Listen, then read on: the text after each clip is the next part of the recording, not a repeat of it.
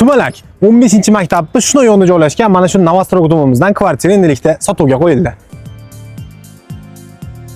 Kvartiramiz minus 1-qavatda joylashgan. Eshikdan kirganingizda o'zi katta mana shunaqangi koridorli prixoshka sizni kutib oladi. Mebellarni ham o'rnatib qo'yish chiroylisidan hamma narsasi o'z o'rnida qolar ekan. Demak, koridor orqali to'g'ri asosiy xonamizga o'tib boramiz. Bu katta mehmonxona bo'ladi. Mehmonxonamiz o'zining mebellari, bu tomonda televizorlari va alohida shkaflarni joylashtirib ketishibdi. Yana bu yerga ancha narsani joylashtirib olsa bo'laveradi. Ko'rib turibsiz, kattagina kvadraturaga ega. Bu yerda esa yotoqxonani joylashtirishibdi. Kattalar uchun mo'ljallangan. Buni mebellari ham o'z o'rnida qoladi. Menimcha eshikni o'rnatib qo'yish kerak. Eshik o'rnatilsa yanada chiroyli ko'rinadi.